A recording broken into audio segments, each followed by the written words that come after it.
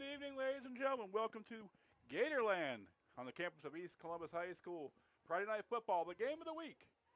The Whiteville Wolfpack travel up 74-76 to take on the East Columbus Gators.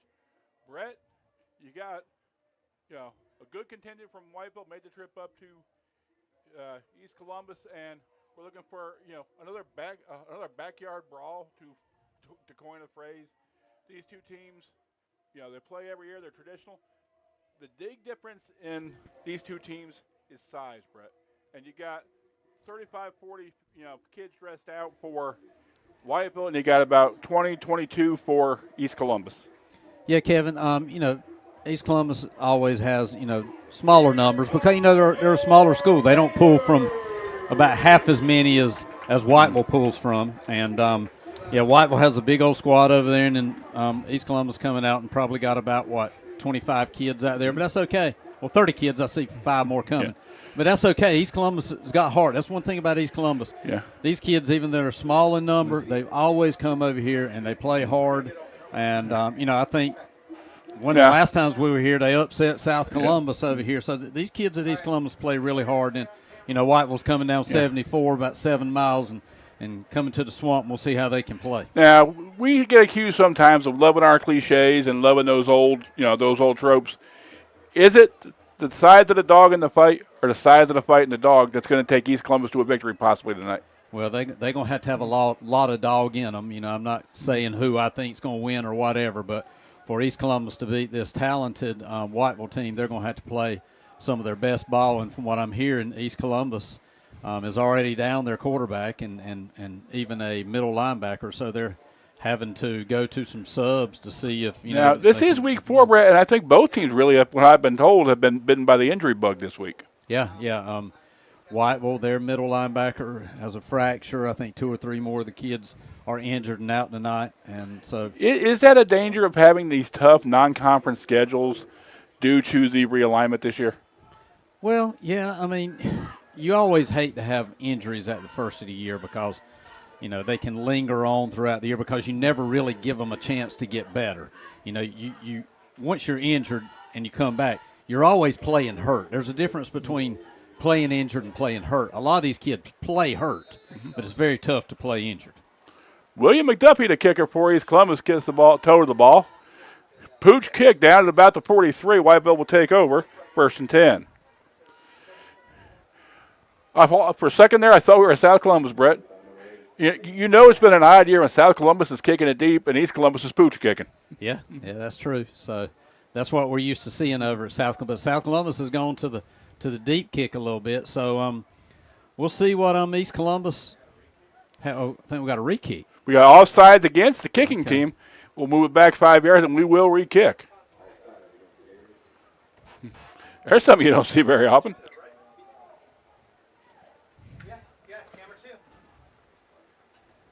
There, you got a good shot of the flag right there on about the 38.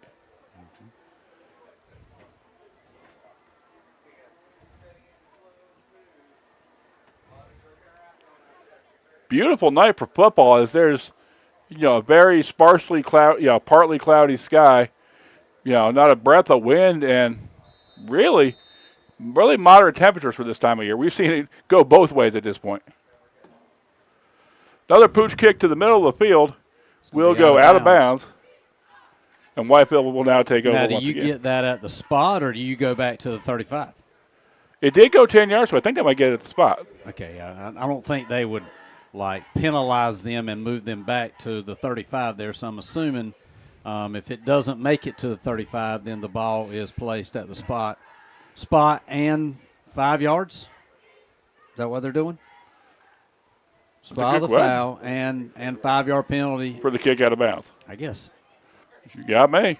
Well, it's always good to be tested the first couple of plays. 1st and 10 Wolfpack ball on the 47. Leighton McLean, the senior quarterback for Whiteville. McLean brings up an eye backfield. Hands off to number 5, Cody Rice. Rice around right side looks like pick up just enough yardage to make it close to the first down. Number 5 goes off tackle to gain probably about 10 yards there. That's number 5, Cody Rice. We said his name a lot against West Columbus. Probably heard a lot here tonight. I'm looking at the sides on the right side of that Whiteville line, and I mean, you can see they're going to run heavy on that side this week. They're double wing with a jet motion to number 2 there on the left side. A.J. Monroe takes it down just short of the end zone. That jet motion where that wing back. Turned over at the end, and really? it's East Columbus football. Wow. Okay, I didn't see that one. But great play, jet motion to the left, take off around the corner. Got chased down from behind. And okay, let's take a look at this. He may have knocked it out from behind. Yep, that's what he did. Knocked it out from behind. Number 4, Jacob Stukes, directly, grabs that ball just before he gets close to the end zone, and we got East Columbus football ball on about the 3. Heads up play by Stukes. But East Columbus starts with their back to their own end zone, Kevin. It's always rough if that happens. Well, too many things could go wrong. Yeah. Well, let's see if they can get a first down here and get a little bit of breathing room. Oh, I don't know what that play was. No gain on the play. That's like a fake handoff, then a quarterback sneak. I think the quarterback one way, and then running back went the other. Okay. I couldn't really see it from this angle. Loss of about 1 on the play, make it 2nd and 11. And you can't afford to lose many yards in this position. Don't want to give up a safety here.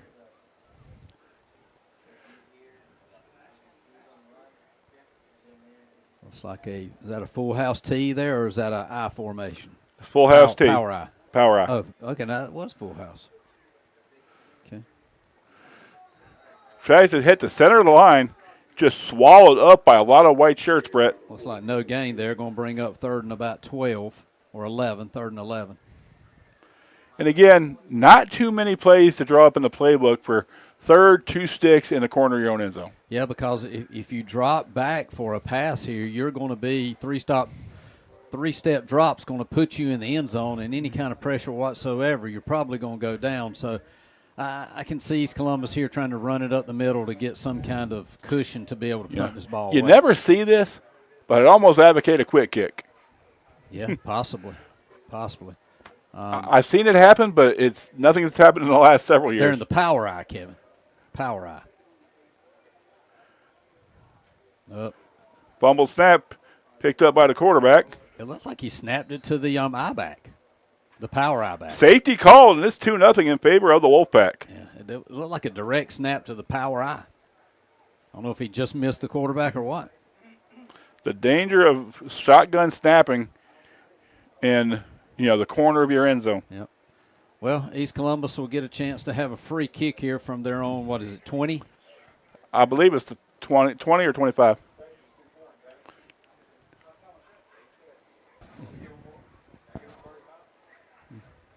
Again, here's the danger. You've only given up 2 points, and you're going to have to free kick it away to Whiteville. Mm-hmm. So at least they didn't give up the touchdown. And they had. It looked like they were going to score an imminent touchdown, and then it was just knocked out from behind. And East Columbus was able to recover, but just couldn't move the ball. So if you had 2-0 on your bingo card, you are a winner. Did this happen in the West Columbus? It did. Whiteville game? It did. It did. Yeah. Started off with a deuce on the scoreboard.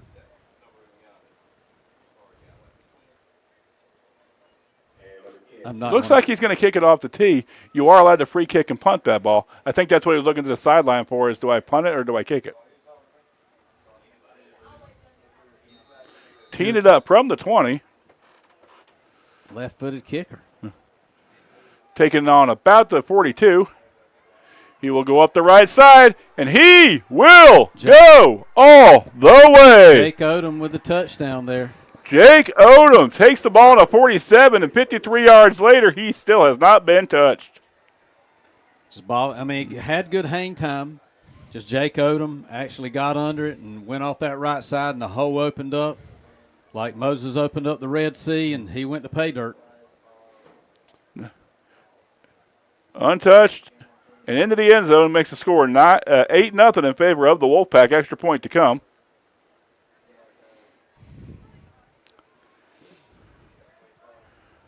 Kicker looks to be number 25, Price Wheatley. I was wondering if he would go for 2 here to try to make it 10. Interesting. The card would tell you to go for 2 here. Kick is up, and it is good. Our score with 9:08 to go here in the first quarter. Whiteville up 9-0. And Brett, sometimes when it rains, it pours. Yeah, just like I said, Whiteville's quick. They hit that seam. It broke open, and Jake Odom took it to the house. And let's see now if East Columbus can get some good field position off the kickoff, start beyond their own 20 and see if they can get something going. I believe this is the second or third year for Fred Pedro, the head coach of East Columbus. Second. Second year, starting to become more his program. These kids have had a year in the program. Yep. Stability, I think, really important for East Columbus. Because it was 3 years ago when South Columbus was defeated by East Columbus with Coach Skipper at the helm. Right. Yeah. And then West Columbus is not playing tonight. Sand Hills, from what I found out, did not have enough to field a team, so that left West Columbus open, and we have South Columbus at West Brunswick tonight. We'll try to give you some updates if they come along. Here's the problem I have with that game. That's a game a mile from my house. No. I would have loved to have seen it. Ball goes all the way into the end zone. And it's a touchback. Unlike college and pro football, once that ball crosses that plane, it is dead, and it goes out to the 20. Yep. Not the 35. This is not NFL rules. We don't have a landing zone here. But I'm sure a lot of times the High School Athletic Association likes to follow the pros, so you may see that in the next couple of years. Brett and I are talking about that one and maybe seeing a shot clock in high school basketball someday. Well, I think the only thing that holds shot clock back in high school basketball is money. Because you got to invest probably another $8,000 to $10,000 to get those clocks. And keep them working. And keep them working and have somebody to run them. Gators with a one back in the backfield, double wing. Hand off up the middle, picks up maybe 1 or 2. I think he got about half a yard there, Kevin, from what the line judge on the left side over there is showing. Christian Norton on the carry for the Gators. Picks up no gain. I would have given him about a half yard. Be 2nd and 10 for the Gators. Again, I'm looking at the size, and just the size of the line for Whiteville on both sides, really, it's remarkable compared to the teams they're playing. It's like a double wing, single back formation for the Gators. Quarterback sneak. Straight up the middle, just picks up 1 or 2. Going to bring up 3rd and about 9. Clock running, but tough sledding on that line. And the Gators, as we've seen in previous years, but do love to run the football. Very reticent to pass, and Whiteville loading up the box pretty much, with East Columbus starting quarterback out, I'm sure that cuts their passing game in half. Mm-hmm. A lot of their options are gone because, your number one back is out. So it falls on the shoulders of a second-string quarterback, which probably played middle school last year. I wouldn't be surprised. Pass by number 11, Carson Dowless, getting the quarterbacking duties tonight, incomplete. What year you got on him there, Kevin? Carson's a sophomore. Sophomore, okay. So I knew he probably had to be young if he's coming in to back up his starting quarterback there. 4th and about a long 7, short 8 for the Gators.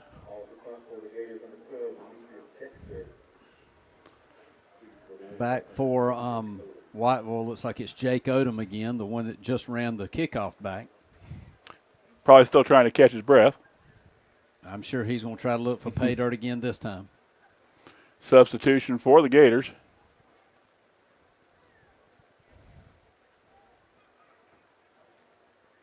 Somebody's offsides, or it's going to be Whiteville offsides.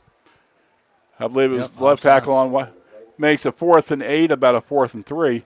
Still not tempted to go for it if I'm the Gators. I remember back when we used to have plays like that, they jump. I say, run it again. See if we can make them jump off again. But I'm sure Whiteville here is going to be cognizant not to know to jump off sides. And those are the things that drive coaches crazy, Brett. You're doing well. No. Good things are happening for you. No. Fumble on the snap, recovered by number 16. And that is Braden Davis. Yep, just ball goes over the head of the kicker there, and kicker tried to pick it up, just couldn't get it. But so Whiteville's going to take over on East Columbus's own 10-yard line. A lot of short field for the Wolfpack to begin this ball game, and with a lot of moving pieces with injury, Brett, you have a lot of people who haven't had a chance to mesh other than two or three school days. Yeah. Handoff up the middle to number 15, Sabion Shipman. And Shipman, a little short. Just a bit short of the end zone. So East Columbus, is this their third game of the year? I believe so. Okay, so they hadn't had any kind of open or anything like that. Okay. Should be fourth game, shouldn't it? Fourth game, okay. It all runs in together, man. 3, 4, same thing. Handoff to Shipman up the middle. Shipman takes it. Haven't had a signal yet. Okay, third down. Third down. A little short. Looked like his helmet, a back came off there. It looked like it popped back some and didn't come all the way off. We've had a lot of problems with helmets coming off this year. We'll be doing ads for chin straps next.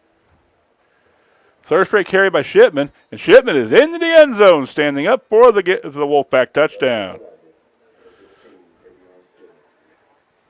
Sabion Shipman's touchdown makes it 15-0 in favor of the Wolfpack. 6:21 to go here in the first. You did that math pretty quick, Kevin. I'm proud. And with my shoes on, apparently. 9:6:15, real quick. Good job.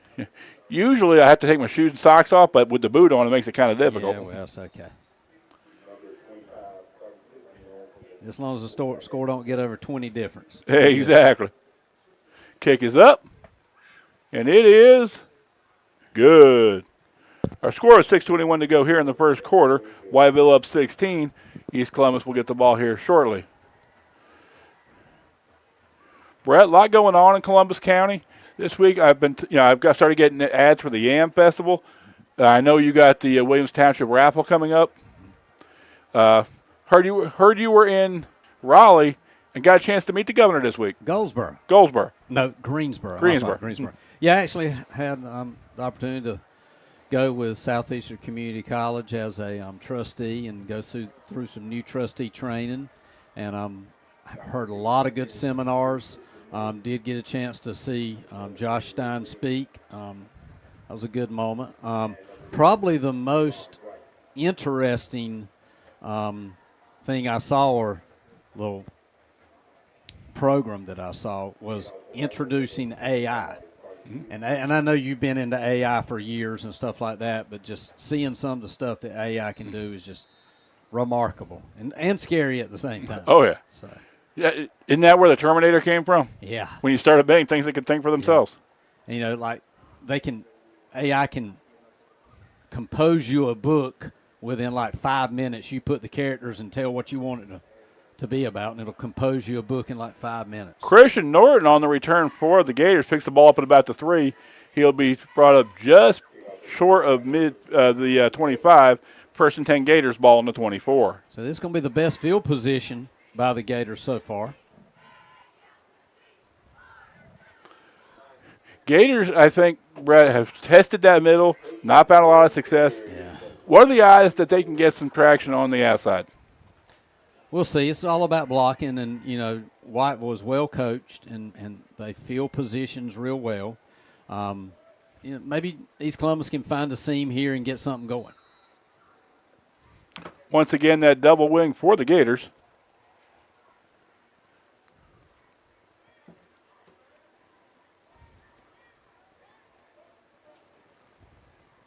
Jet motion. It's a power play. Sneaks through. There you go. First down, number 3. Heads up play by Christian Norton. And I think that play started off to the left, Brett, yeah. But an adept cutback Yep. found some good traction. Well, he saw that it was clogged up there big time on that right side, so he decided to just follow another blocker to the left side and snuck through there for the first down. Heads-up play by Christian Norton, the junior running back from East Columbus. More importantly, moves to change for East Columbus. Gives him a second set of downs. Ball on about the 36-37.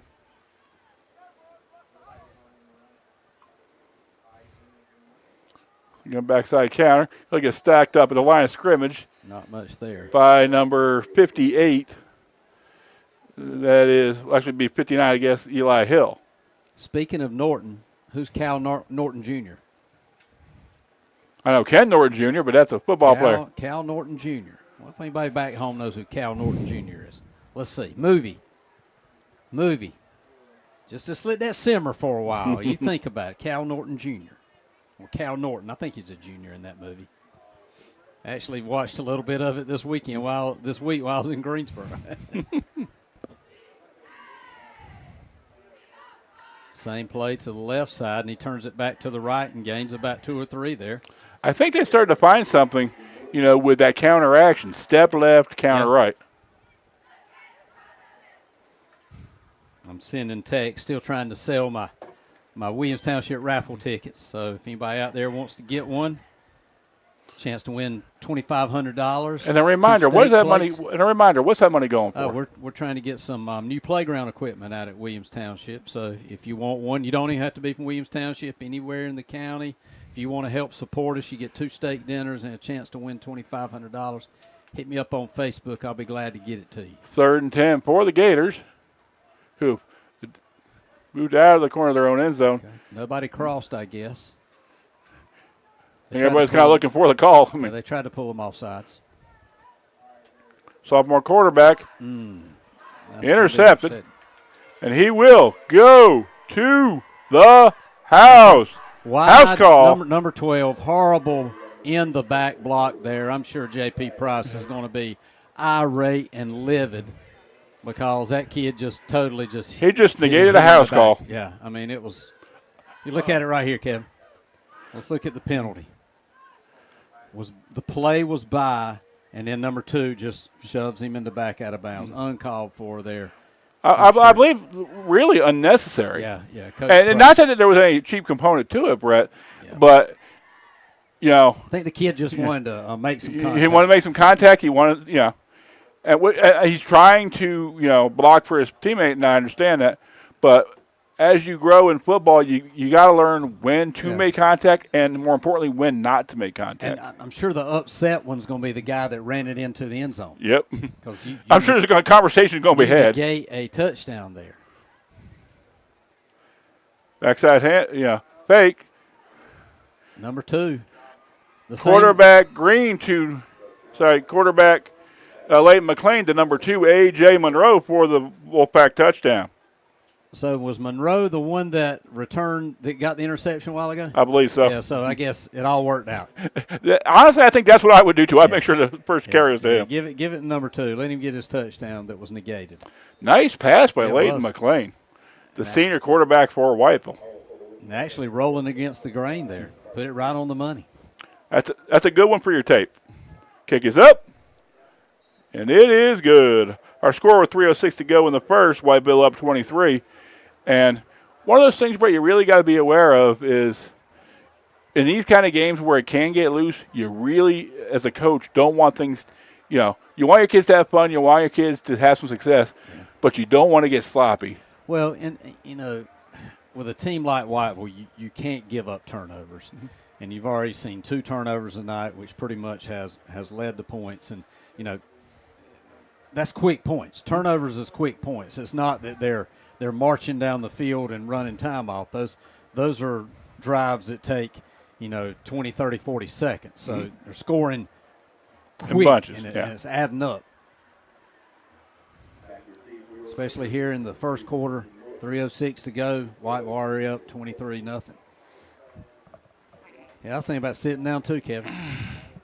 I'm still in the booth, so I'm going to sit when I can. Well, I actually came home and ran my 3 miles and did my leg workout, so I'll take some. I think Brett and I both got really woken up with our health this year, and especially this summer, and I think we're making strides in doing some preventative maintenance. Yeah, we are. The check engine light came on for both of us. taken by Christian Norton, upended at the 25. Big hit. He's going to feel that next week. That young man's like, that's going to leave a mark.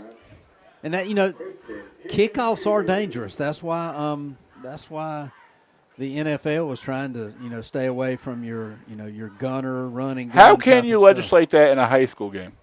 You would have to go basically to, I don't, like in jamborees, they don't even let them kick off. But I don't think you can take the component of kicking out of the game. But, it is just full speed and just hit straight up, and it causes a lot of injuries. 1st and 10 for the Gators, ball on about the 26. Double wing to the left this time. Pummeled snap. Picked it up and maybe got back to the line of scrimmage. Lucky the ball did bounce back to him. It's going to bring up 2nd and probably another 10. Tackle made by number 12, and that's Emmanuel Kemp. Christian Norton on the carry. Lucky to get the ball, A, back, and B, back to the line of scrimmage. Let's see if anybody's got my Cal Norton Jr. thing on there. 2 minutes to go here in the first quarter, and East Columbus still looking for answers. So am I, Kevin. So am I. The eternal question, Brett. Yeah, looking for answers to a lot of questions. Of course, I'm still trying to figure out why a round pizza comes on a square box. That's true. But I don't have high expectations. You know what I'm saying? Yeah. Wow.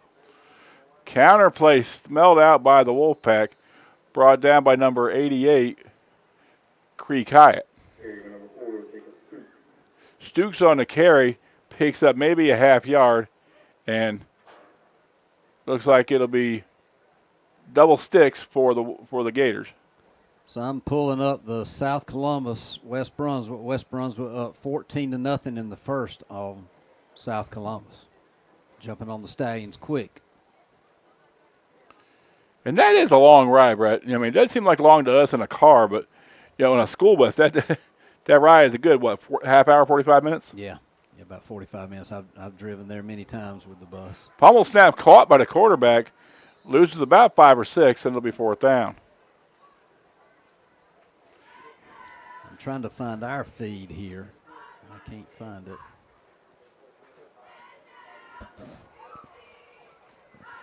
All right, so that's going to bring up 4th down and a bunch. So 4th and 74. East Columbus.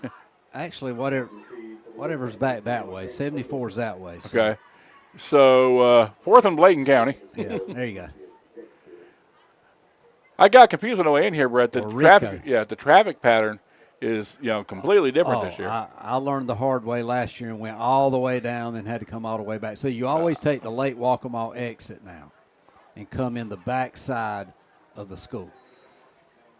Downed on the reception of the kick. I'm surprised he fair caught it there, Kevin. I don't know if he fair caught it or just took a knee when he tried to catch it. He did fair catch. He held his hand up, so he couldn't go with it.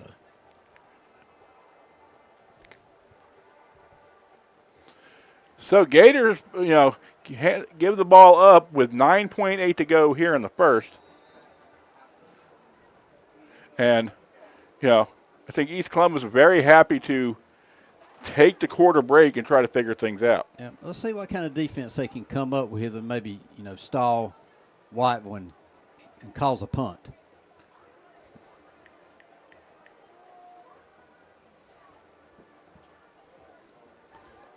.23 off backside the left side. Handoff to running hard. Travion Williamson. He's going to gain about probably 12 maybe there, and that's going to be into the first quarter, Kevin. Travion Williams' run does bring it to the end of the quarter. We'll switch ends with Whiteville up 23. Finally going to use this end of the field. So. Yeah. We thought we were. You pull up our stream, Cal Norton Jr., anybody got it? Not that I've seen yet. Okay, all right. Oh, we got 4 comments. Let me check these out. Okay. Brad Smith. Do you know what Brad Smith is? Brad Smith, he's right in there. 1st and 10 for the Wolfpack, and East looking for answers, Brett. And again, I think this is what the concern was with the realignment. You've had in the past some of these 1A schools going up because East Columbus is the lone 1A in this area going up against these 3A schools. Yep. And Kevin, I don't know what conference and who is going to be the conference foes for the East Columbus Gators. Honestly, I couldn't tell you. I don't know either, since all these changes has occurred. But let me give you a hint on my Cal Norton Jr. Okay. Shake and bake. Now you got me thinking about chicken. Shake and bake. All right, what movie? Shake and bake. Anybody got it out there? Let me know. 1st and 10 Wolfpack to start the second quarter, ball in the Gator 38. I'm surprised you don't know shake and bake. 7 rolling out. Gets by the defender. Goes across his body. Number 4 wide open. Touchdown Wolfpack. That's going to be Corey Faison. Corey Faison. Nice job. Again, the second really nice throw from Leighton McLean. Yeah, he's put 2 lasers down the field and connected twice on 2 touchdowns. So he's hard to stop. Getting close to territory where we will be running the clock. And what is that now? 35? Yes. Okay. That's the play that ended the quarter.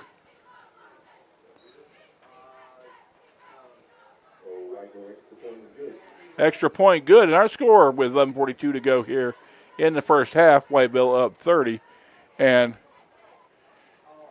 important for these East Columbus kids, they're aware of what the scoreboard says, Brett, but there's a lot of football to be played and a lot that doesn't go on the scoreboard.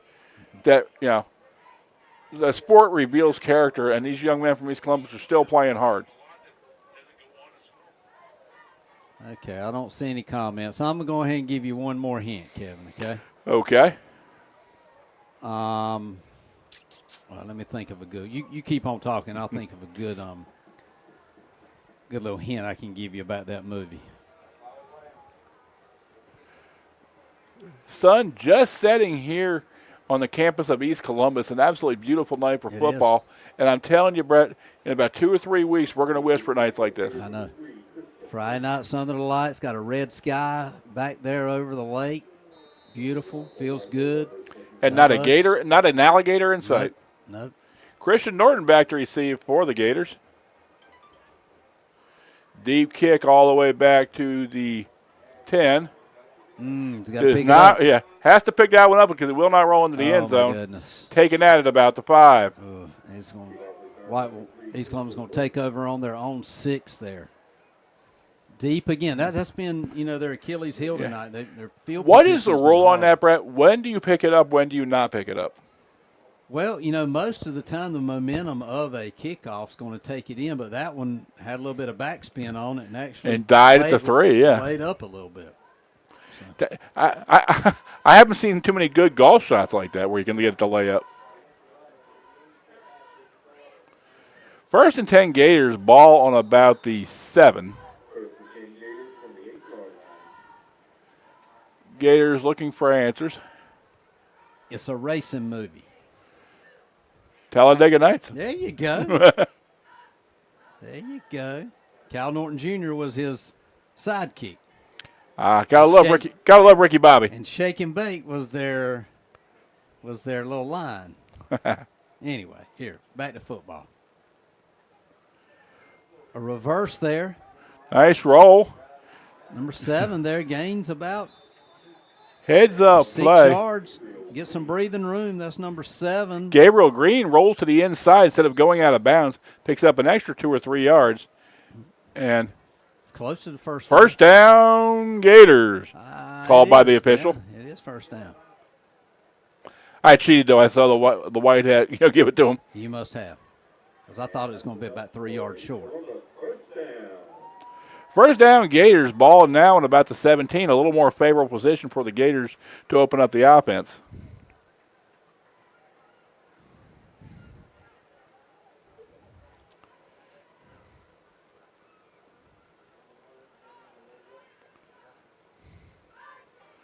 Gator offense back in the double wing, one back in the backfield. Motion to the right. We got a flag called. Is that must be a down lineman that moved, possibly? Yeah. You get ahead of the change and get some good field position, and you give 5 yards back up. I'm going to take you back. I think the other question I have, Brett, is that the down lineman, or do you have a back that might be turning up just a little bit? No, he to me, I think he did his jet motion and stopped. Now, if he took a step forward, I didn't see it, but you cannot take a step forward there. This isn't arena football. Arena football, you can. Clock running, 10:45 to go here in the second quarter. So they're already gone to the running clock? Nope. One more touchdown. Okay, all right. Well, I thought after Gators moved to the power I. I thought after a penalty, you had to wait till the ball was snapped for the ball to come in. And it looks like we've got another one. And an illegal substitution. I think they broke the huddle. With 12. Yeah, with not everybody that was out there. So that backs up East Columbus another 5 yards. And here one comes off, and I believe that was 12 in the huddle. Well, it was once 1st and 10 on the 17 now, Brett, is, 1st and 20 on about the 7 or 8. That magnetic north must be pulling that ball back. Inside handoff, thrown back to the 3. Just really tough for East Columbus to get anything done because that defensive line of Whiteville is just coming through really hard and disrupting any kind of offense that East Columbus can ponder here. Weems maybe loses one. They'll leave the ball at the 4.5, 5 yard line. And it's the second and another long one for East Columbus.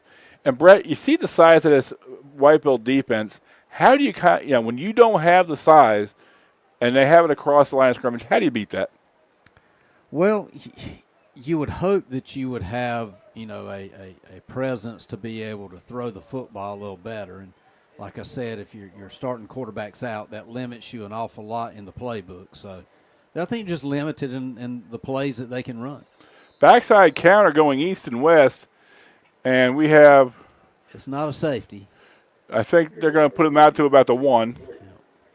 Norton at the 1 avoids the safety, but not by much. So we'll kick it away. A third down. Well, third down. Like you said a while ago, maybe we need to go to a quick kick right here. Surely we catch them off balance and off guard. Yeah, because nobody's back. He's close to the ball to 2. The deepest man is on about the 16, 17-yard line. Yeah, you would help your field position a lot. Power I for the Gators. Timeout called. Timeout East Columbus. So how was your week, Kevin? Had an interesting week. Had some teachable moments that, we tried to get across. Hopefully we can capitalize on those next week. Okay, good. Test score still doing good. About the highest in the county, right? I work with a great group of educators over at CCCA, and we had a fantastic year. Ended up with a B for the school report card grade. Wow, that's in the top 25% in the state, right? Yes, sir. Yeah, and again, like I said, we got a good crew over there, great students, great staff, and really, saw some terrific growth, especially in our math and reading scores. I mean, dynamite all the way across. You're going to cause me to send my oldest over to the early college. Tell you what, if she can get a good education over there, I may send her. And we'd be glad to have her. No, she go. Yeah, y'all do a good job over there, housed over at Southeastern, and a lot of these schools are in the fast lane now. The first 2-3 weeks are over, and everybody's rocking and rolling. It's the novelty and the fairy tale has worn off of getting excited back to school, and now we're getting into the meat of the education. Kids are used to getting up now, and they're heading to school. Hard as it is to believe, Brett, my kids had their progress reports come out this past Monday, and we are halfway through the first 9 weeks at CCCA. So that's 4.5 weeks there, right? Kick is up. The pass. But I mean, I don't see anything wrong with that because if they intercepted, that's just as good as a punt. 4th down and still a ways to go. So if they do the same thing now, if you're Coach Price, do you tell your kids not to intercept it? Can you tell a kid not to intercept the ball? That's tough. Yeah. Not a lot of room to punt if you're East Columbus either. No. And then they had a bad snap a while ago, so they got to have a good snap here, or it's going to be another 2 given up by East Columbus. 8:22 to go towards halftime, Brett. And we've been talking about a couple things. You know, who would you like to see come out and talk to us at halftime some of these ball games? We've had a chance to talk to, Rob Likens about Seals USA. We've had a chance to talk to some other folks. Oh, nice punt there. Nice punt. Punter's roll goes all the way back to the Whiteville 48, where Whiteville will take over 1st and 10. I don't know. We got to get some good ones. It's been a while since you've had a conversation with somebody. Last week we tried to give you an opportunity to listen to the South Columbus band. Mm-hmm. Yeah, love to get Chris English out here. One of your folks over at Southeastern Community College. Yeah. I think I've talked to the new baseball coach out there about maybe coming out and talking to us. Yeah. Got a lot of new coaches in the area. Maybe we can talk to some of them out of season. Corey Sykes from South Columbus basketball is usually good to talk to. And he did say that he would like for us to call more than one game at his place. So make sure that when you're doing the schedule, we get him some home games. Pitch to the outside for Whiteville. That's a 20-yard gain. Ball taken all the way down to the 33 of 23 East Columbus. For Whiteville there. Gain to about 20. Williams. Travion Williams. Gators methodically moving down. And I can tell you what I've seen. We saw Whiteville play the first game of the season, Brett, against West Columbus. Mm-hmm. And Whiteville has definitely cut down on the penalties from the first ball game. Yeah. A name that we said a lot against West Columbus, Josh Lacewell. I don't know if was that him that just ran there? Number 9. Yeah, Lacewell, because I remember saying his name an awful lot against West Columbus. I don't think there's much light in here, Kev. But anyway, Lacewell gets to carry there. It's funny that I cue his name up and he gets the ball as soon as I call his almost as if karma called. Yeah. Hey, get that Lacewell kid the ball. And so they do it. So you wouldn't believe it, but Brett and I do have a direct line to the coaches. J.P. Price may be listening to me. You never know. I actually taught J.P. Price in school. I didn't think you were that old, Brett. I am. I taught J.P. Price in school, and then later on he actually became a civics and economics teacher at Wallace.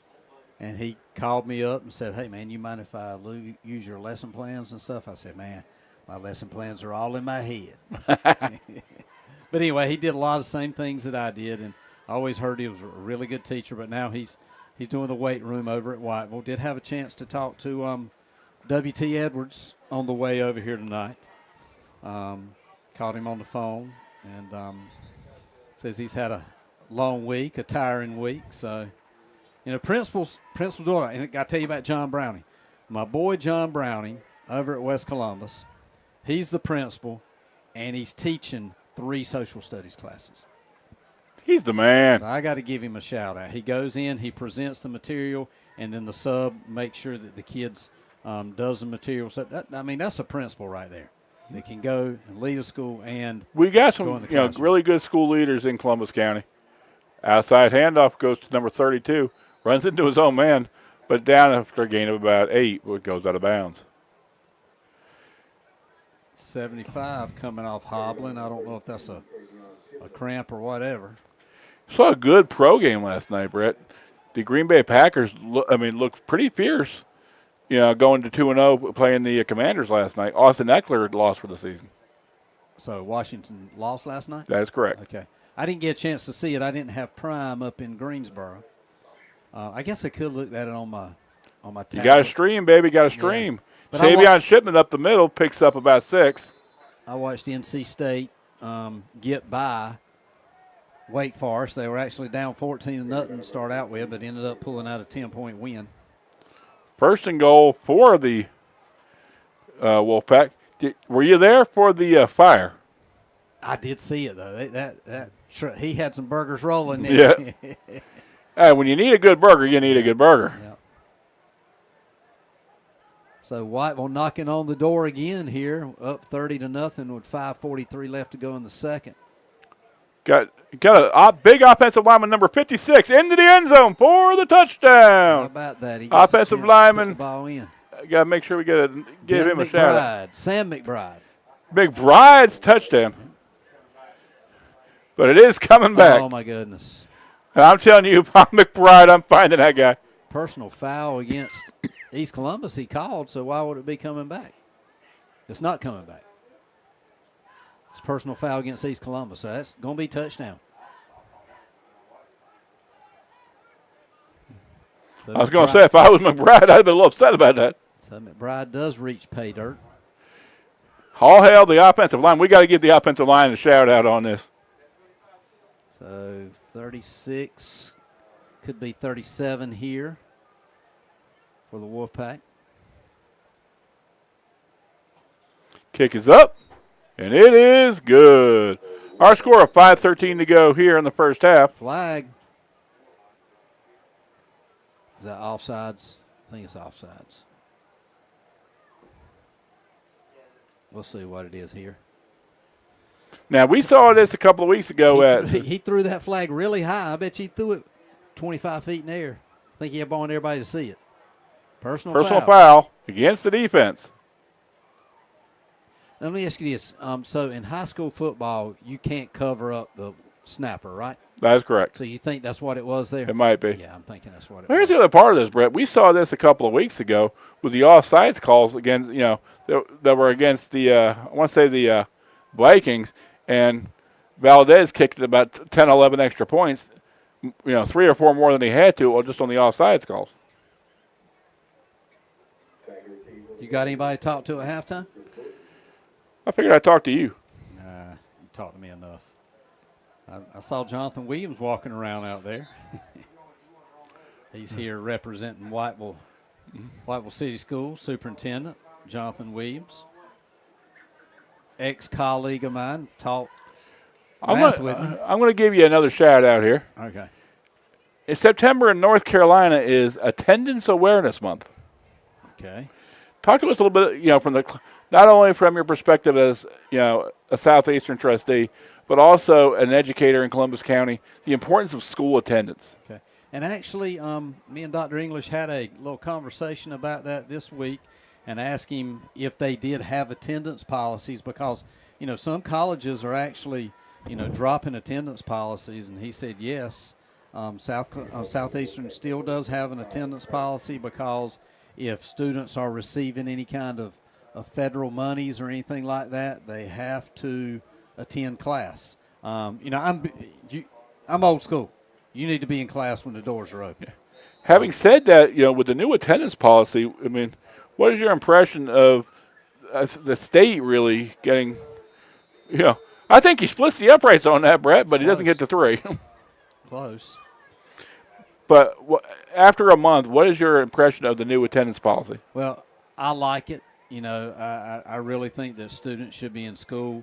Students need to be held accountable for going to school, and also parents need to be held accountable to get their children at school. And I know sometimes the older kids, it's hard to, tell them what to do or whatever, but you're still a parent and you're still responsible for them.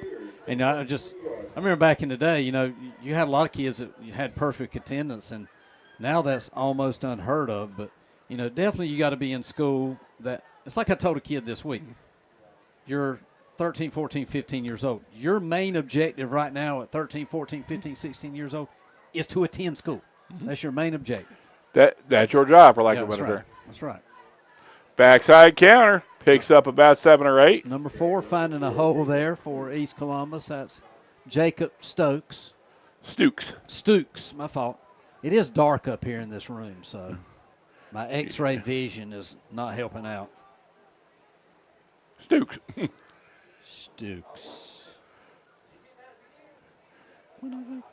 Nice run at the middle. I mean, he was into the second level before he was tackled. Back to the power I think East Columbus was, thinking the double wings weren't working for him. Fumbled snap. White was going to pick it up and score. Number 6. Whiteville touchdown off the fumble. Let's see, who's that? Number 6. That's Smith, Jaya Smith. Jaya Smith. Jaya. And I don't have a hyphen over the name, so. Norton unable to corral it, picked up by Smith. He'll take it to from about 15 yards out into the end zone. Already with a running clock, our score now 43-0 in favor of the Wolfpack. Did you see a score last week of 90-0? I did not. Yeah, 90-0. I think it was Shelby or somebody won 90-0. And it's just hard for me to figure out how a team can put up 90 with a running clock. Our score now 44-0 in favor of the Wolfpack. And Brett, if you're East Columbus, and Whiteville, you want to play your second and third team players, but if you're on that East Columbus bench, there's not a lot to draw from that's not already going both ways. Yeah, I'm sure that Whiteville starting the second half is going to get a lot of their subs in because they're already banged up right now, and they don't want anybody else to get banged up. So I can see probably a lot of substitutions in the second half coming for the Wolfpack. Something smells good in here, Kevin. I don't know it what does. It is. I've been sitting here smelling it, and I'm sure your deodorant is not like my deodorant hasn't let me down. French fry flavor or whatever. I don't know. Could be barbecue. You know what? We need to invent like barbecue scented deodorant. I tell you, oh yeah, That would be awesome. Or like French fry. Hey, bacon centered deodorant. Oh gosh. Oh man. Bacon I'll good. be over there sitting in your lap. Now unless you bought me dinner first. Oh, bacon scented deodorant. There we go. Kick taken on about the 13. Cuts around to the right-hand side of the field. Number 8 goes down there. A whole bunch Louis of Norton. white jerseys there. Norton goes down on about the 20. Running hard, though. Just couldn't find a lane. So East Columbus will take over on about the 20-yard line. Trying to check out a few things here. Check it out, man.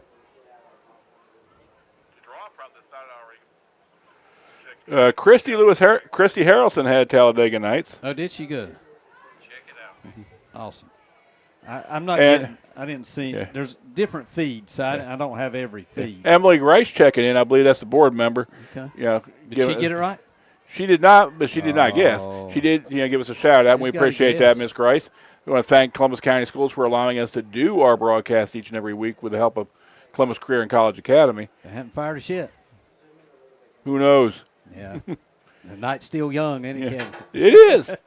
And God only knows what's going to come out of my mouth. Hey, I see coffee prices surged this week, so your Starbucks coffee is going to go up. And I live about a mile from, from a Starbucks, too. Oh, there you go. Inside handoff and a good push. Nice job. Oh. A little rough there after the play, but no call. And that will be the last play of the first half, Brett. Gators down 44-0, but still playing hard. And a couple things to notice. You see an East Columbus team knowing they're going to be on the short side of, things most likely, during the playing hard, playing clean, playing good football, just given what they have. And conversely, compared to what we saw in Game 1 versus West Columbus, Brett, we've seen Whiteville cutting down on the personal fouls, cutting down on the extracurricular, and making a lot less mental mistakes 4 games into the year. Yeah. Whiteville looks a whole lot better tonight than they did the first game of the year, and that's what you expect. You expect teams to get a little better, and of course Whiteville has, and being up 44-0 in the first half is encouraging if you are a Wolfpack fan, not so encouraging if you're a Gator fan. That will cure what ails you. All right, Kevin, let's take a little break here. Let me get him. We'll have a quick break, and we're going to grab I believe Jeff Rednick will come up and talk to us here at halftime. He wants you to talk, big dog. Mr. Tubman wants you to talk. Oh, okay. And we're live about anything and everything you want to talk about. Well, not everything you want to talk Give me a few seconds here because we're going to scoot right there. Okay, going to have a brief timeout here on the campus of East Columbus High School. If you get a chance to come out and see these Gators play, stands starting to fill up here in Lake Waccamaw. Whiteville brought a good contingent around and good high school football. Jeff Rudnick, my good friend, changing from one headset to the other. And Jeff, wanted to bring you on this afternoon and talk to you a little bit about what was on my door this week. You have a new activity that you're involved in with the audiovisual stuff. Right. So the Columbus County Arts Council has put together a group for the Visual Arts Guild. It existed years ago and kind of went by the wayside, and a group of us have gotten back together and have started that back up.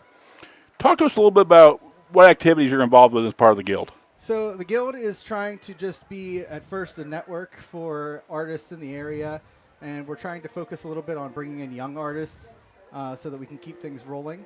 And so we're going to be doing some programs that have to do with, youth programs, some open workshops for high school age kids, and then we are looking at doing an art prom towards the end of the year.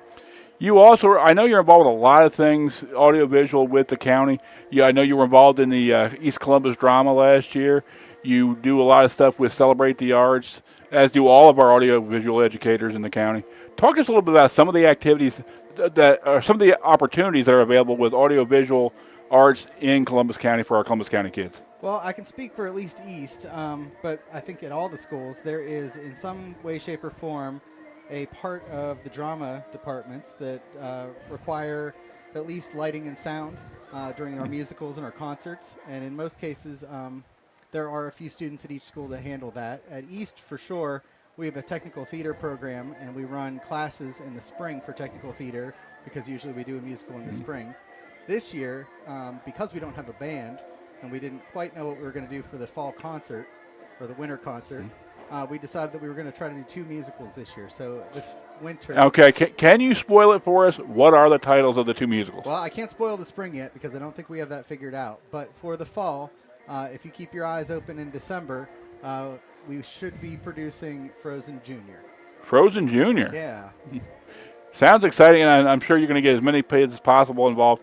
That's the great thing about arts in Columbus County is everybody can participate. There's a spot for everybody in the arts. That's true. We always have kids from every walk of life in our department, and our department's kind of a safe space for everybody to come and do what they like to do and do it well, and then go out and do everything else they do around campus. Yeah. A lot of creative types really find a home in the arts. The core classes are always important, Brett, but Jeff, but I also think we don't want to give our arts educators a short shrift because a lot of our kids find a home and a reason to come to school to participate in our arts programs. Right. What we're looking at right now on the screen, if you're tuning into the stream, is the dance class, and they also act as the dance team. So during the football games, halftime, they provide a show whenever they can. Unfortunately, we don't have the audio for that tonight, but you guys can see them dancing right now. We try to get them involved in just about everything. We try to do a lot of community events and community inclusion in the arts department. For those who are saying, book learning is, the most important thing that goes on in school, talk to us about the importance of an arts education. So I've always thought that arts education is what makes you a well-rounded citizen and a well-rounded student, because everything that you learn in every other class ties back to the arts, but also the depth and the breadth that we go through in investigating those things and trying new things, it extends out to every other discipline in the school. Things like creativity, problem solving, just critical thinking, those things are embedded in the arts, and I got to give a shout out. We have some fantastic arts educators in the county, led by Kelly Jones, who's the arts education coordinator, and Celebrate the Arts is always a staple in Columbus County schools. And when I talk to the clinicians, they always tell me they really think of Celebrate the Arts as a model for what they'd like to see in their own home counties. Right. Celebrate the Arts is fantastic. It's a great way to bring everybody together and work between schools and kind of create a family within our district, which is something we don't do so well at football games and other things. But we all get along great when we're in the same space and we're working on the same things and towards the same goals during Celebrate the Arts. Okay, proud dad shout-out time. You have your young daughter, McKenna Ware-Rudnick, has done some things. And talk to us a little bit about the Poet Laureate program and the Poetry Out Loud competition. Well, I know that you're the best person to talk to about the Poet Laureate program and poetry in general in the county. But McKenna has achieved the goal of becoming the Poet Laureate here at East Columbus. She does write poetry regularly, She's been to Poetry Out Loud and performed on stage in front of other educators and other students from across the state. She's been engaged in a lot of things, and it's been really good for her to open up and come out of her shell. Yeah. And Talk to us a little bit about what's great. And I know you're a great advocate for all our public schools, but you are primarily stationed on the east end. Talk to us a little bit about what's great about East Columbus High School. well, East, I think we really have a way with the arts. Every school in the county has a really strong arts department, but at East, our kids are really, really into the arts. They are always in our hallway. Any free moment they have after school, before school, any moment they have, they want to come down and they want to be working on something and doing something and being involved. And I think that's really a big part of what we do. And it's mostly because of who is in our hallway. Miss Sloan Deans is just the best possible person we could have in dance and theater. She's nice to all the kids. They're great. They love her. And I keep my room really open, and I try to invite everybody in and joke with them and have a great time. And it's a welcoming environment, and they like that. It's a good place to relax and express themselves and just be themselves. Saw test scores. East Columbus, did their share of, really, trying to raise scores and raise growth this year. I think the entire Columbus County schools had a really fantastic year as far as really getting behind trying to grow these schools. So talk to us. Is there anything coming up next that we need to know about from East Columbus? I mean, right now, the biggest thing on my mind is that we're doing 2 musicals this year. That's a lot for us. We've all heard and talked about budgets and the way schools are going for this year, and we're going to try to squeeze out 2 in the budget of 1. And it's going to be tough, but we are doing it for the sake of the kids, to give them opportunities to have them be out there and exposed. If you'd like to support Jeff Rudnick and the arts program and maybe help out with some of these musicals, with any of your talents, please definitely feel free to check out Jeff and East Columbus Arts. I'm sure they would love to get any support they could. Absolutely. All right, Brett and I will be back with second half action here in just a few moments on the Columbus County Game of the Week. Thanks, Mr. Toman.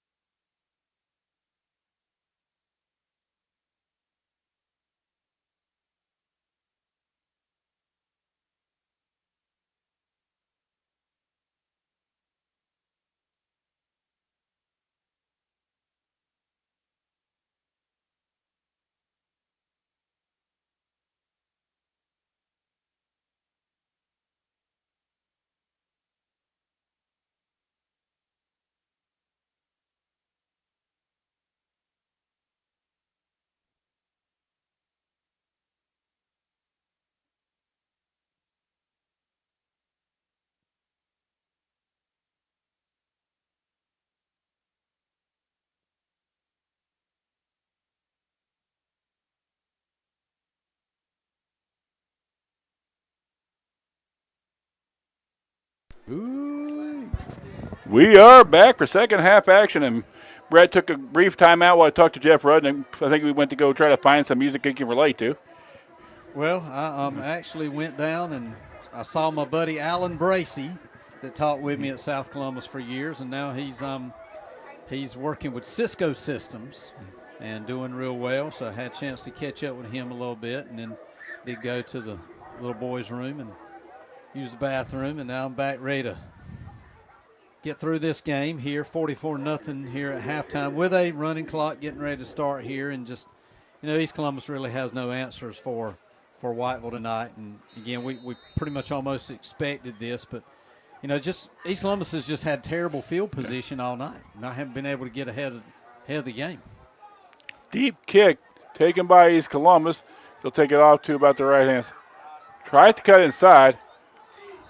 And just another example of not being able to get, good field position to start out with. You're going to be on the about 12, 13-yard line there, and that's the average of where they've been starting all night, kid. Demetrius Dexter on the return tries to get a few positive yards going north and south, gets it to the 12 where the Gators will take over 1st and 10. And, Brett, some would say this is garbage time. Some would say this is time for, to make sure everybody plays. Is there a value in this time in a football game if you're a football coach? Well, you find value in every time a snap occurs, and on both sides you're going to be trying to find some value. East Columbus is just going to try to find some things. And the great thing about it is that if you have your second string quarterback in, he's getting some experience tonight. So when you get ready to go to that conference, you'll have some experience under your belt. But was the handoff made there? Just the defensive line of Whiteville is just so much overpowering this line of East Columbus.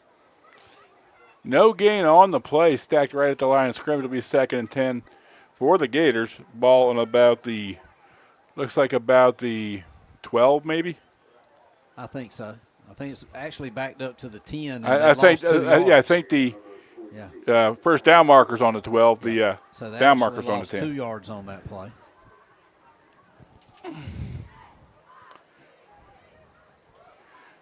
Sorry about that. Brett and I are looking for light. Yeah, it's sort of dark up in here. And that's mostly because he and I are so dense. But what you going to do? Aaron Judge had another home run tonight, passing Joe DiMaggio. He passed Yogi Bear earlier this week. Pick up of about 2 or 3. Falling forward. Goes forward, gains of about probably 5 there, Kevin. So number 48. Third and about 5, would you say? Like to see East Columbus get a first down here and open up the field just a little bit.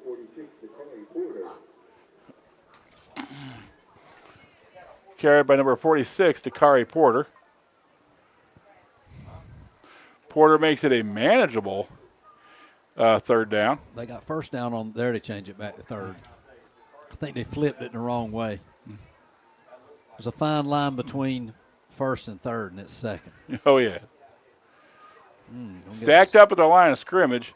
Maybe falls forward with 1, but it is 4th down on the Gator side of the field. Good time to work on punts here, and, long snaps. And East Columbus is actually maybe contemplating going for it, possibly. 4th and about 3 for the Gators. Ball on their, looks like about their 20-yard line.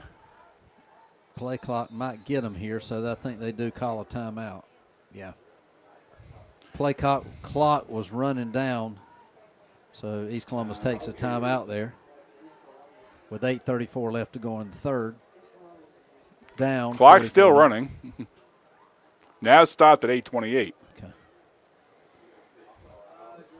Again, running clock, if you start, being a little concerned about, the idea behind this is safety induced and, also mercy.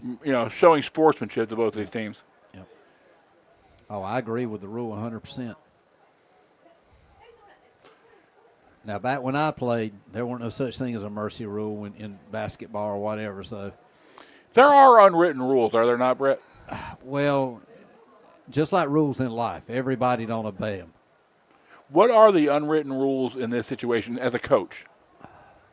You know,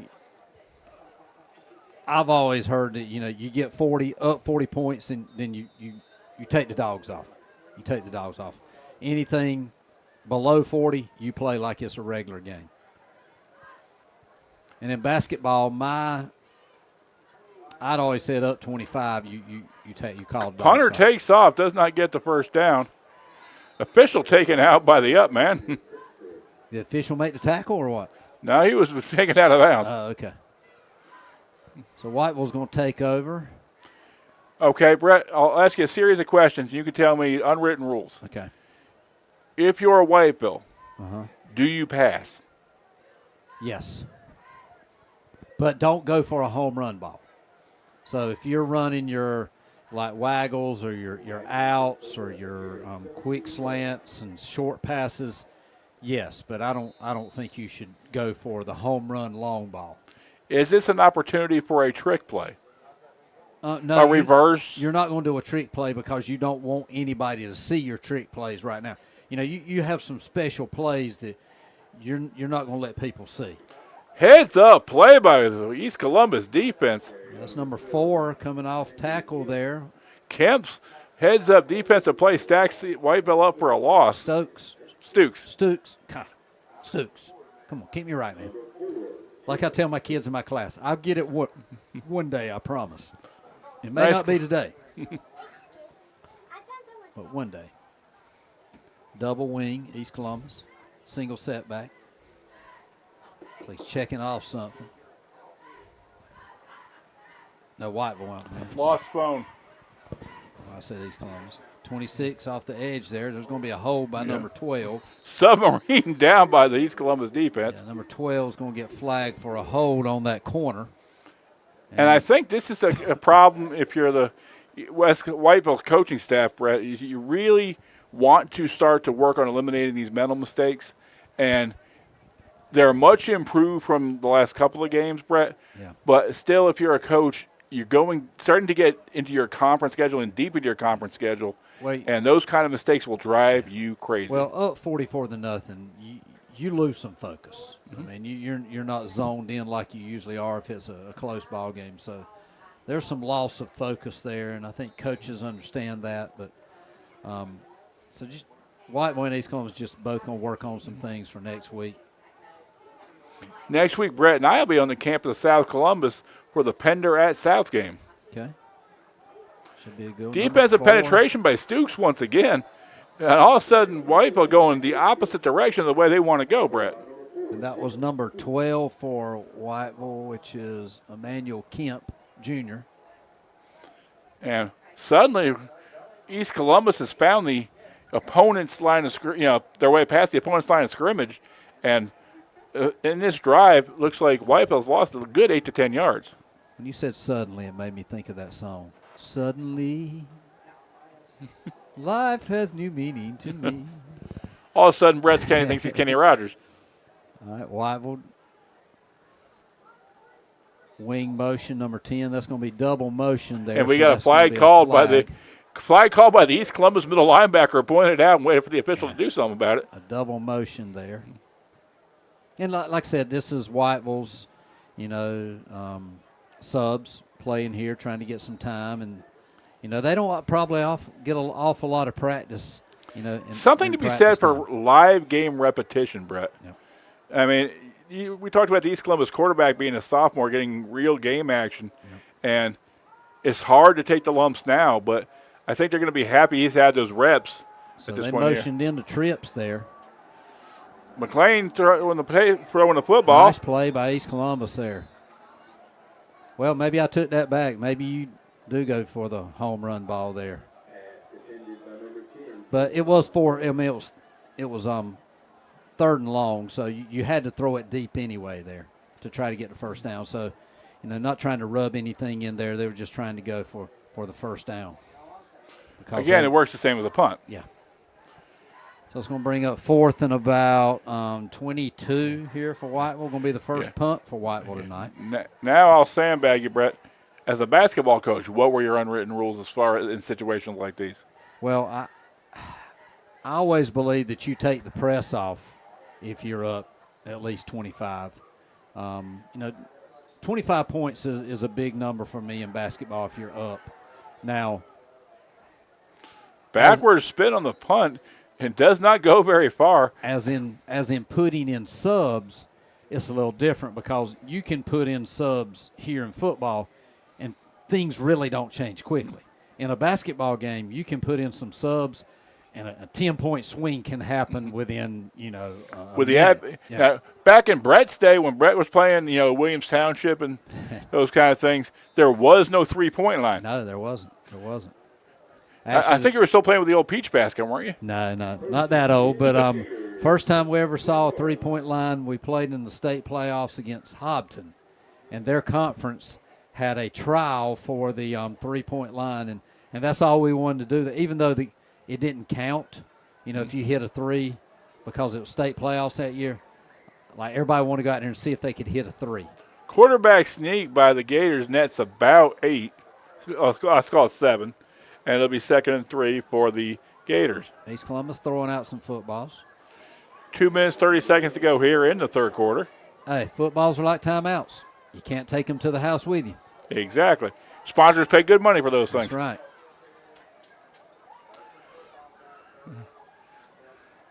Might as well get good use out of them. I may get home early tonight, Kevin. Yeah. I'm going to tell you something, Brett. Also coming up next week, I got my first ad today for the Southeastern Trunk or Treat. Have you ever had an opportunity to bring the girls for the Trunk or Treat? I got my ad today because it said Southeastern posted an event you may be interested in. I said, I'm interested in it so my kids can go and I can get that candy tax, 10%. Whatever they bring in's mine. Gator first down brings it out to about the 30, let's call it the 30. Have you been to the Trunk or Treat at Southeastern yet? My wife took my kids last year. I wasn't able to go because I'm telling you, Brett, I want to see out there my kids. As CCCA, we have our teacher cadets and our poetry club doing, trunks. Literally 2,000 to 3,000 to 4,000 people out there for Trunk or Treat night, and fantastic time had by all. I may even put on a medical boot and a cane and dress up like Kevin Tony. We don't want to frighten people. I've actually been told that with the cane, if I had a top hat and a monocle, that look cool.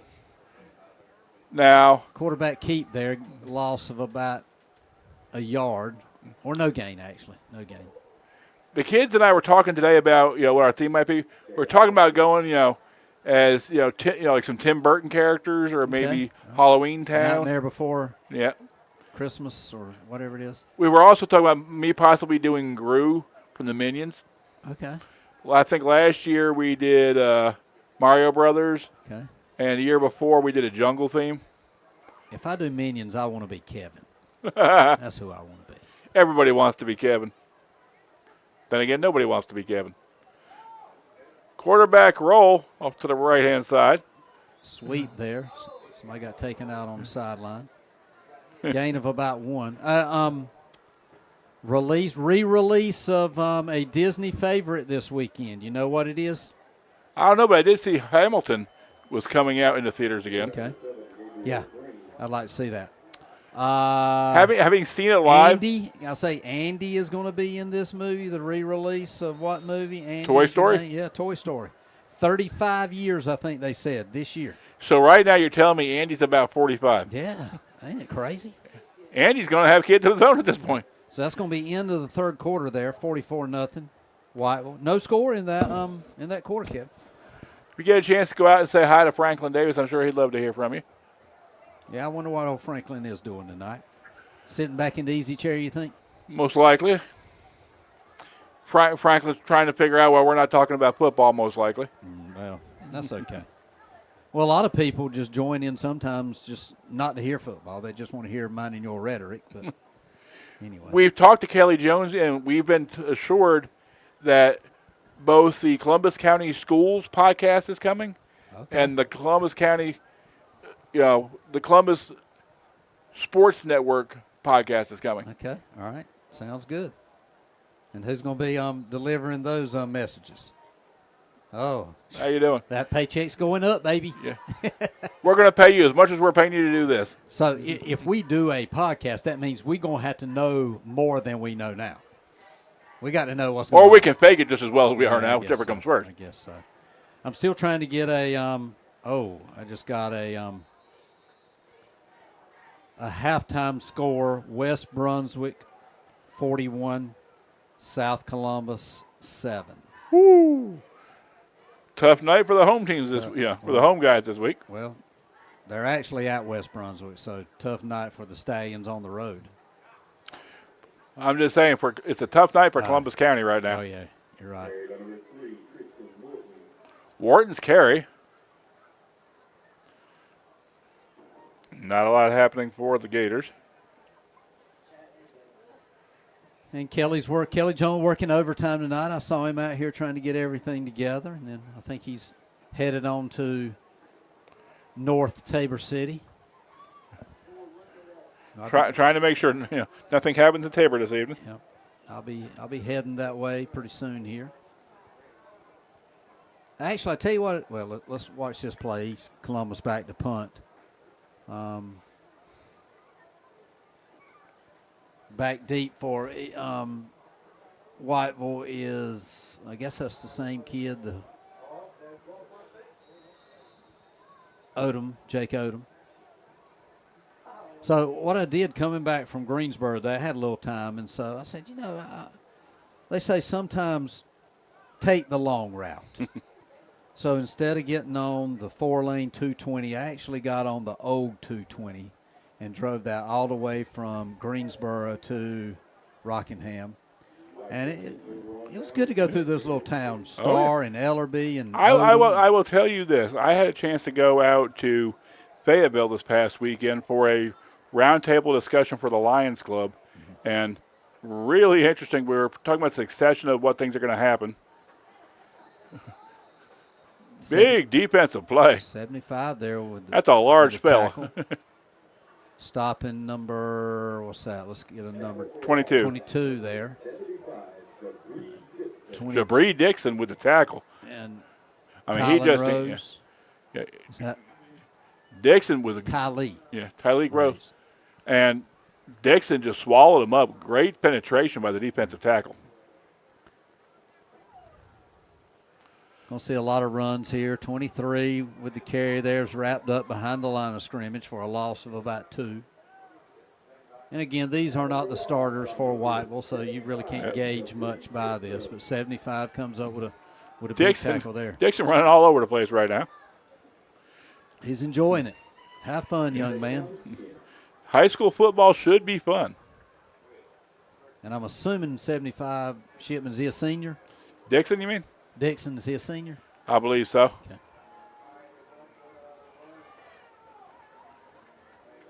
Probably don't want your quarterback out there running out in the flats because that's pretty scary up 44 to nothing. Not with 9 minutes to go in the game. Yeah, no. I'm sure Coach Price is going to tell him, think just better throw of that, just young throw man. it away.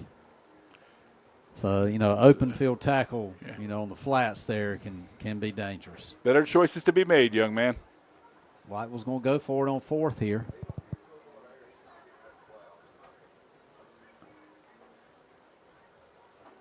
They're going to try to draw them off sides, and they'll probably call a timeout and then just punt it away. Or maybe try a field goal. That's going to be a interesting. Ooh. I don't think your leg's supposed to bend like that. That is a old Jack Holly play there.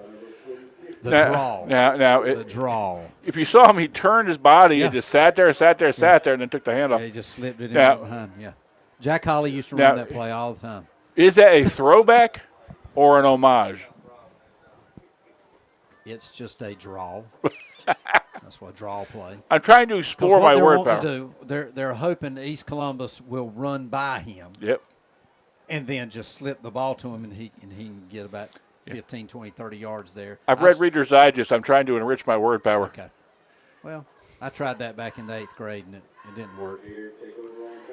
7:35 to go here in the ball game. I used to read the thesaurus to find big words, but I always made myself look crazy. I once had a kid tell me, Mr. Toman, you can't hurt me. I'm invincible. Invincible. He meant invisible. Invisible. You can't see me. I'm invincible. 7 minutes left to go in the fourth here. East Columbus with the ball, second and about 12 here. There's a loss of about 2 on that play.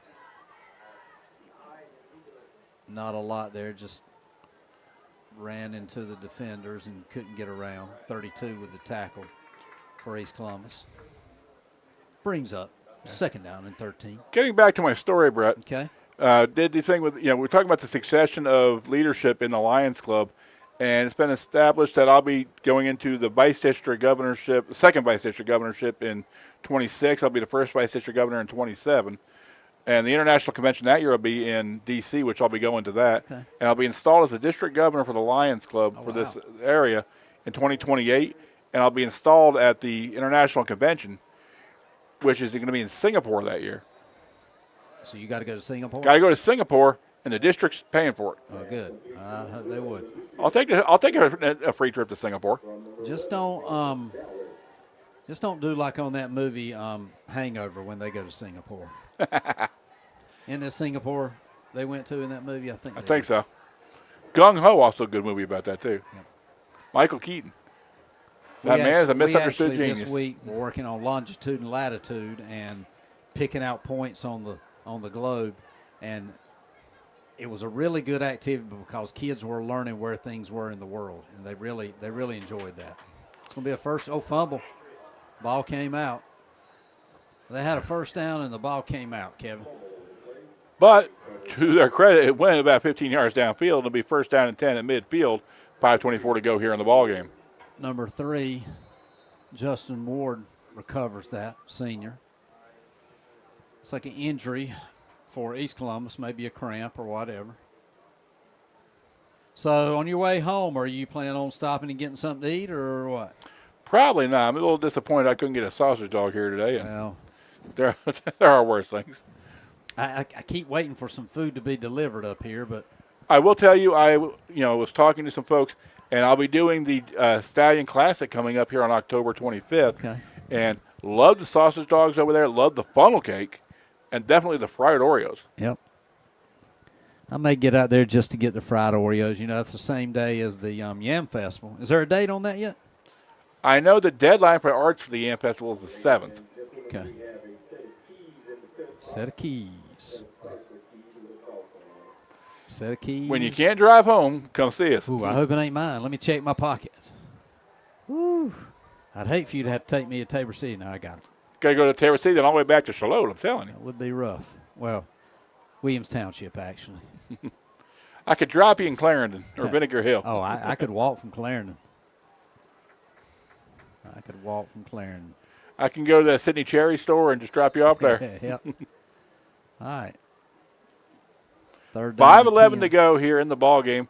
Once again, the clock that has been running has been started once again. Straight give to number 25 there again. 15. He's It's carried Davion Shipman. He's carried the mail a lot tonight. And he looks like that prototypical running back. Long legs, strong upper body. Yeah. You would think that maybe he wouldn't be out there at this time just because of, the injuries that they do have. Shipman again taken Shipman down. upended. Big boy right there. Number 75 says, no more. Not a big fan of the throat slash, though. Yeah, I don't think the officials saw that. Because that is a penalty, as I understand, in high school football. Yeah, I don't think the officials saw that, and that would definitely have been a personal foul penalty. Sometimes they get away with it. Mm-hmm. Second and about 3 for the Wolfpack. Shipman again. Is he going to be? I think it's going to be a face. Yeah. Mask. Everybody but their mama threw the flag. I don't think there was an official who didn't see that. And then these Columbus coaches like, oh, come on. Just grabbed it a little bit. I mean, I would love to see the replay on that because it looked like shoulder pads to me more. But it's bad when the official 25 yards on the other sideline saw it. Well, officials. When one official throws the flag, all of them throw it. I guess we're not going to get a replay on that one. Clock running with 3.5 to go here in the ball game. Once again, Brett and I next week will be on the campus of South Columbus for the Pender Patriots as they come to visit. And I don't know anything about the Pender Patriots this year. I hadn't heard a score all year or anything, so have to do some research this week coming up. And Brett, East Columbus, you know who East Columbus has? I do not. See, that's the kind of stuff you gotta know, big dog. Yeah, unfortunately, it's been a long week. Unfortunately, I'm still in the classroom and have little time to do such things. Yeah. Plus, my wife had her third knee surgery. Oh yeah, on Tuesday. I forgot to ask you about how'd that go. Went well. Okay. She's had both knees replaced, and they left the old kneecap in on the knee, and because it was still okay, somewhat warm but okay, but the new knee replacement was now rubbing against the kneecap and kind of fried it. Okay. So she had to have that kneecap replaced.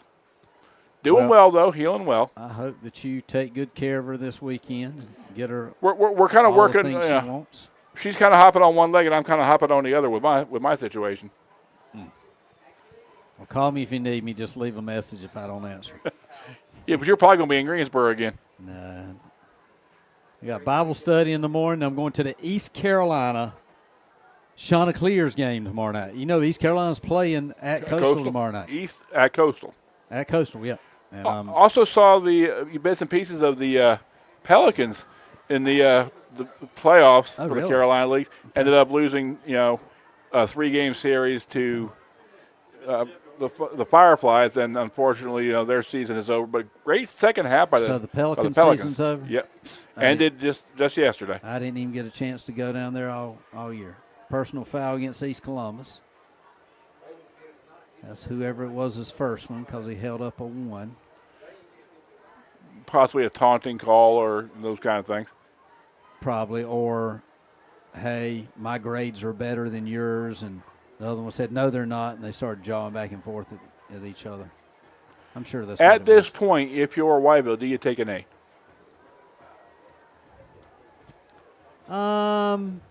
Probably not. I mean, it's first and goal for Whiteville. Do you take an A? I mean, probably not because, you want your kids to score.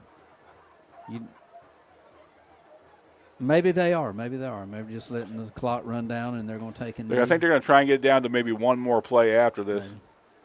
Well, now that they're waiting for the clock to go down, I'm almost sure they're going to take a knee, yeah.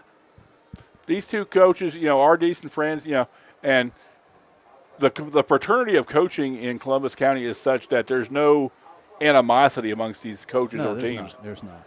And that's going to be the ball game, Kevin. Our score at the end of 4 complete, Whiteville 44, East Columbus 0. Whiteville starting to gain traction. They're starting to cut down on mental errors, Brett. And I do believe they're going to be a force at the end. Yeah. Like I said, they've got some key injuries. And I'm talking to J.P. Price about those injuries. There's one that probably wouldn't even be back till the second round of the playoffs. So there's a linebacker that they're going to be missing through the whole conference play. But the other ones, they're hoping that they're going to get back and be able to play and probably play hurt. Like I said earlier, there's a difference between playing hurt and playing injured. Injured means you really can't go. Hurt means not 100%. Yeah. Things ain't going 100%. At that point where everybody has bumps and bruises at this time of the year. And an important distinction to draw for high school kids is when are you hurt and when are you injured. Yeah, that's right. And think about it. A lot of kids won't even tell you these days if they're hurt or injured because they want to play so bad. So. Okay, if you're East Columbus and you go into that East Columbus locker room, are there lessons you can take away, positive lessons you can take away from this to help carry you? Well, you can always find something positive. Guys, the sophomore quarterback, has played a full game. He's got some experience under his belt. The offensive line, did not hold the line all that well, but the positive was you got a game under your belt against a talented team, and now you're probably going to play against some teams that are not as talented as Whiteville, and that's going to help you. And it looks like both teams are taking a knee together here. J.P. Price probably going to lead some motivational stuff out there.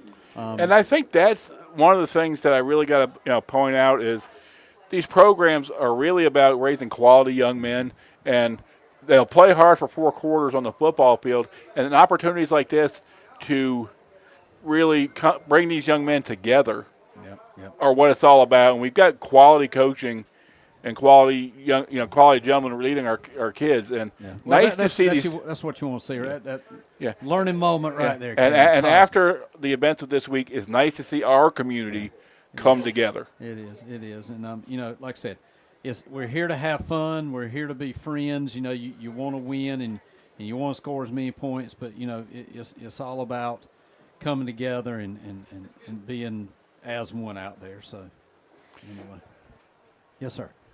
The car keys? They're over there. I gotta go over there. Yeah. Over there on that side. I can walk Okay. Yeah. Yeah, go ahead. Just $5 to get through.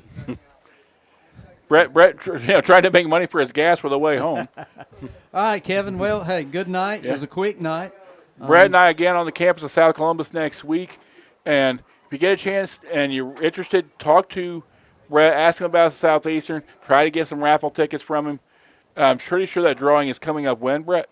October 18th, I believe, so we got some time, but get up with me, get some tickets from me, come over and get 2 good steaks for $75. I went to the Longhorn Wednesday night, got a steak, Dr. Pepper.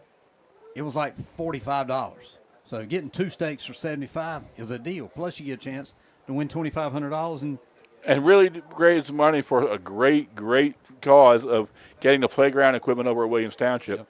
If you have events going on in your schools in your communities, please get that to me or Brett. We'd love to give them a shout-out and try to help you raise money, because the best investment, there's a lot of good things you can invest in Columbus County, but the best thing we can invest in, Brett, is our kids. That's exactly right. Kevin, you have a great weekend, and I'll see you at South Columbus next week.